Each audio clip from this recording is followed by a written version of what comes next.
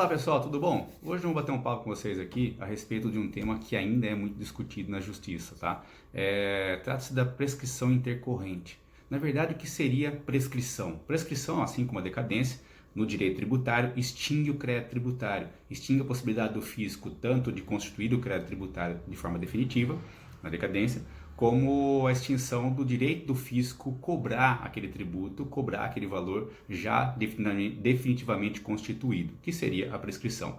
Mas na prescrição vai além, pelo fato de estar no artigo 156 como forma de extinção do crédito tributário, como a gente já falou na aula anterior, extingue o próprio crédito, fulmina o próprio crédito. Então não perde só fazendo o direito de cobrar, ela perde o direito ao próprio crédito, beleza? Agora, a prescrição intercorrente, ela não vem escrita no Código Tributário Nacional como forma de punição.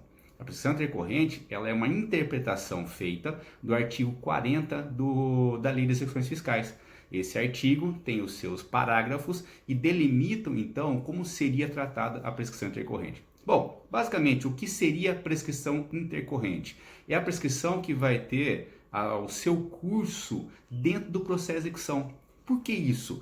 Ao mesmo tempo que a fazenda não pode ficar ad eterno, para tentar cobrar um valor que tem direito, ela também, uma vez ajuizada a ação, essa ação não pode ficar tumultuando o judiciário, enfileirando o judiciário ad eterno. Então, um dia essa ação tem que acabar, seja pelo fato de não ter encontrado o devedor, não ter patrimônio do devedor, não ter bens do devedor suficiente para arcar aquele valor, e aí se extingue o crédito pelo decurso do prazo, ou por conta do pagamento, ou por conseguir buscar um patrimônio daquele contribuinte. Agora, uma ação não pode ficar em eterno.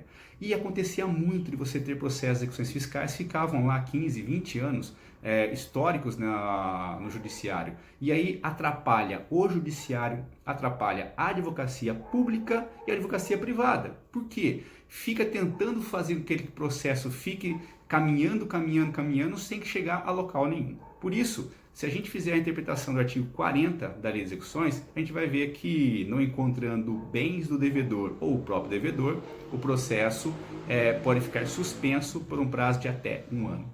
Após esse período, o juiz retorna o processo em curso, notifica, intima a fazenda para se manifestar se encontrou bens do devedor ou se encontrou o próprio devedor, se for as situações ali delimitadas. Após essa intimação, não tendo encontrado ainda devedor ou bem suficiente para fazer aquele crédito, o processo ele vai para um arquivo. O juiz então despacha, determinando que esse processo vá para um arquivo sem baixa na distribuição. Ou seja, o processo fica parado. Só que não é um prazo de suspensão. Esse processo então fica parado nesse arquivo. A fazenda pode pedir o desercavimento do processo a qualquer momento para se manifestar, tentar encontrar bens daquela pessoa. E aí tentar encontrar o próprio devedor e aí prosseguir com a cobrança. Não conseguindo fazer, decorrido o prazo de 5 anos contados da data em que o juiz despachou determinando o arquivamento desse processo, se dá então a prescrição intercorrente, que é uma punição que é dada ao credor, ao exequente, pelo decurso do prazo de 5 anos em que não houve manifestações efetivas naquele processo. Ou seja, da mesma forma que eu tenho no direito material, a prescrição e a decadência do direito pelo fato de não constituir ou não cobrar aquele crédito, ou seja, uma punição pelo decurso do prazo, pela morosidade do fisco em criar os meios suficientes para constituir o crédito tributário ou criar os meios suficientes para cobrar esse crédito tributário, no processo de execução da mesma forma acontece. Então, passado esse período, pode o juiz reconhecer de ofício, tá? Reconhecer de ofício o prazo prescricional. Tranquilo? Até aqui não tem surpresa alguma. Por que não? Porque o juiz reconhecendo de ofício, qualquer matéria que ele tenha direito de reconhecer de ofício, ele pode despachar. E aí não haveria, teoricamente, a necessidade de manifestação da parte contrária. Porém, o direito à ampla defesa, o direito ao contraditório, faz parte do processo. Por isso que sempre teve discussões no judiciário, sempre teve atuações nessas questões de reconhecimento de ofício perante o judiciário. Por quê? Qualquer ato do juiz é passível de contraditório, é passível de defesa. Mesmo aqueles atos que não tenham consequências no processo, se tiver lá prejuízo para a parte, tem que deixar com que ele tenha se manifestado. Ou seja, é um direito constitucional. Não é um direito das partes simplesmente porque estão ali atuando. É um direito garantido a qualquer pessoa, tá? A Constituição garante esse direito. Portanto, o contraditório para defesa deve ser exercitado. O que acontece nesse ponto? O artigo 40, em seus parágrafos, ele fala que, ouvido a parte contrária, ouvido a fazenda pública, o representante processual da fazenda pública, o juiz pode reconhecer a prescrição. E aí vinha aquela questão: por que o juiz tem que ouvir a parte contrária se ele já reconheceu a prescrição? E a prescrição é matéria de ofício, melhor, matéria de ordem pública, matéria que pode ser reconhecida de ofício. Não haveria necessidade, então, do juiz ouvir a parte contrária.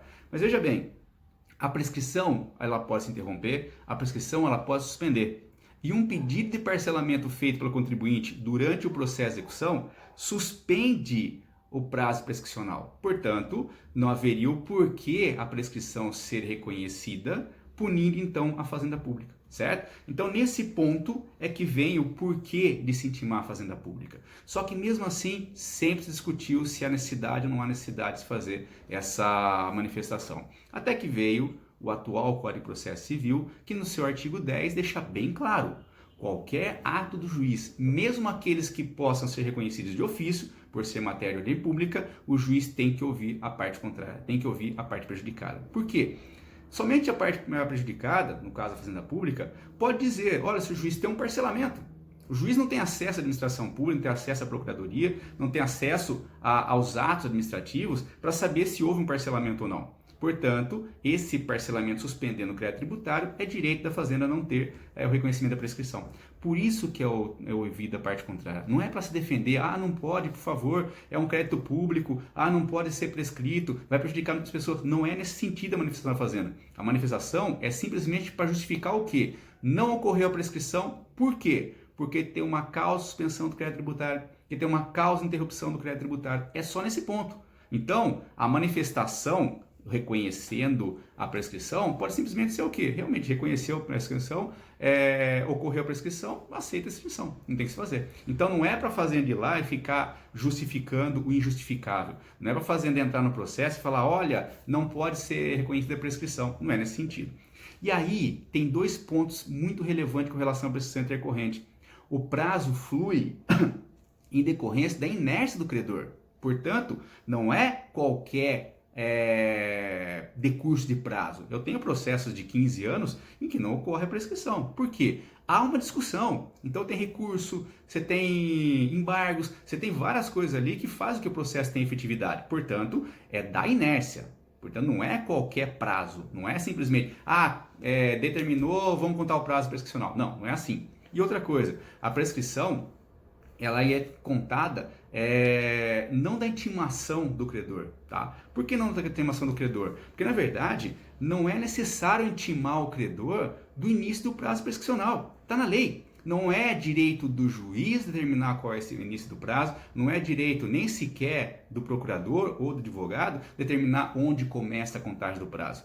É a própria lei que atribui esse prazo, é a própria lei que atribui esse início. Portanto, conforme foi decidido no recurso especial 1604-412, 1604-412, originário de Santa Catarina, em que o ministro relator foi o ministro Marco Aurélio, determinou o quê? Que esse procedimento aqui, esse procedimento deveria ser feito de uma forma em que tivesse a possibilidade da fazenda pública se manifestar apenas no que sentido? Ocorreu ou não a prescrição intercorrente, beleza? Agora, como que eu conto esse prazo de prescrição intercorrente? Uma vez despachado para determinar o arquivamento desse processo, o processo então vai para um arquivo sem baixa definitiva. Portanto, dado o prazo de 5 anos, ouve-se a parte contrária, conforme o artigo 40, o artigo 10 do Código de Processo Civil, e se não tiver ocorrido nenhuma causa de suspensão ou interrupção, reconhece a prescrição intercorrente, beleza? Agora, ponto que é muito importante ainda com relação à prescrição intercorrente.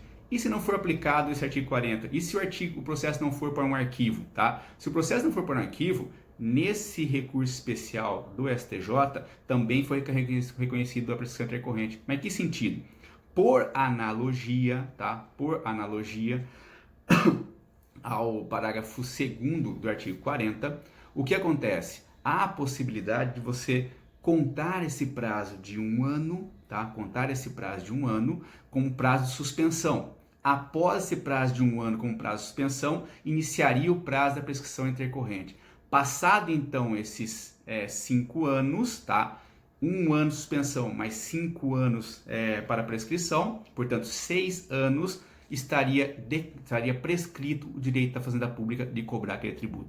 Ah, mas não ficou no arquivo. Ah, não teve aplicação artigo 40. Não tem problema. Por analogia, da mesma forma, se reconhece a prescrição intercorrente. Essa foi a decisão, então, tomada nesse recurso especial. E outro detalhe, por conta da prescrição trazida pelo artigo 947, parágrafo 3º do Código de Processo Civil, esse é um precedente vinculante. Por que é um precedente vinculante? Porque ele foi proferido um acórdão num processo em assunção de competência. Por isso, vincula sim os juízes de primeira instância, tá? Vincula sim os tribunais inferiores, beleza? Então, portanto, a prescrição intercorrente pode ser reconhecida, mesmo que não seja aplicado o artigo 40. Por quê? A analogia que é feita é justamente no fato que a Fazenda Pública não pode ficar na cobrança ad eterno de um processo. Portanto, se não tiver manifestações efetivas sobre aquele processo, não tiver manifestações que tragam um efeito de finalização daquele processo, continua correndo o prazo prescricional.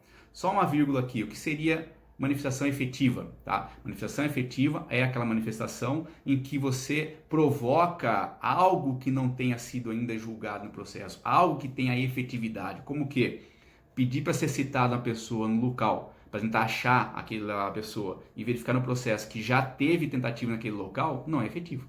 Então tem que trazer o quê? Novo endereço, tá? Ah, pedir para verificar na CIDETRAN se comprou algum bem, isso não é efetivo, porque já foi verificado. Então traga no processo o quê? Ah, tem um novo bem, adquiriu esse patrimônio. Portanto, isso seria manifestação efetiva.